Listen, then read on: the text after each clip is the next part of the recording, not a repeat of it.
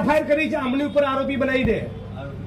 એ જોઈ લેશું શું એફઆઈઆર થઈ છે, કોણે. બીજું આ બિલ્ડરોના માણસો બધાને અશ્લીલ ગાળો બોલી દે છે બધી બહેનોને. તમને અગાઉ ફરિયાદ કરી છે, લેખિતમાં પણ ફરિયાદ આપેલી છે. લેખિતમાં ફરિયાદ આપેલી ફેબ્રુઆરી. તપાસની એફઆઈઆર કરો અત્યારે એફઆઈઆર એમની રજૂઆત હશે પ્રમાણે અત્યારે હાલ જ એફઆઈઆર દાખલ કરો. કે ગાળો બોલી છે તમને અશ્લીલ? બોલી છે.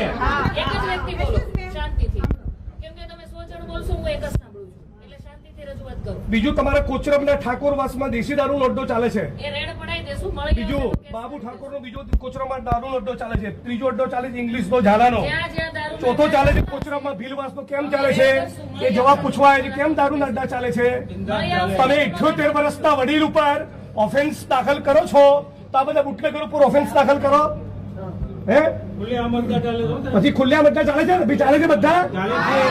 હા, પછી વિશાલ મહેતાનો અડ્ડો ચાલે છે. કેમ અડ્ડા ચાલે છે? જવાબ આપો.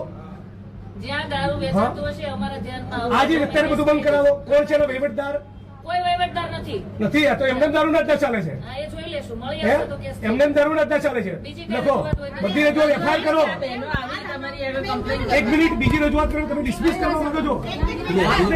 પહેલા એક મિનિટ આ બાપનો જવાબ આપો. આ વડીલની ઉપર લેખિતમાં અરજી આપેલી છે. આ લેખિત ફરિયાદ નહીં બેન. આ લેખિત ફરિયાદ આપેલી છે. તમે આપી દો. રજૂઆત એક જ જગ્યાએ એફઆઈઆર દાખલ કરો. જ્યાં દારૂ વેચાતો હશે ત્યાં મળી આવશે તો કેસ કરશું. બિલ્ડરના મળે ત્યાં સુધી કોઈ ફરિયાદ થઈ નથી. કાલ સવારે મને ફરિયાદ નહીં જોઈએ.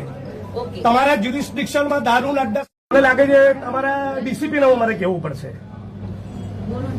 તમારા પોલીસ ઇન્સ્પેક્ટરને સમજાઈ નથી રહ્યું ઓફેન્સ દાખલ કરવાનું. સ્ત્રીઓને અશ્લીલ ગાળો બોલવી એ ફોજદારી ગુનાનું કૃત્ય ના કહેવાય. બિલ્ડરોના માણસોને બીજું ખબર પડી એટલે 78 વર્ષના કાકાને ઉપર ઓફેન્સ દાખલ કરી છે. તમે હજી એમનો ગુનો દાખલ કરવાની જો સૂચના ન આપી હોય અને 20 દારૂના અડ્ડાનું લિસ્ટ હું જાહેર કરવાનો છું.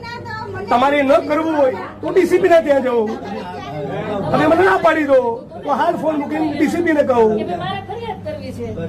ના ના અત્યારે હાલ તમે પેલા પાલડી પીએની પાલડી પીએને તમે સૂચના આપો. 5 ફેબ્રુઆરીથી ફરિયાદ આપી છે. એફઆઈઆર કરે એમાં હું એફઆઈઆર ની કોપી લઈને પછી જઈશ. તમે એમને આદેશ કરો. તમારાથી ન થઈ શકે તો મને પ્રેમથી ના પાડો તો સીપી ના ઘેર જવું. ઓફિસ નહીં જવું, ઘરે જઈશ.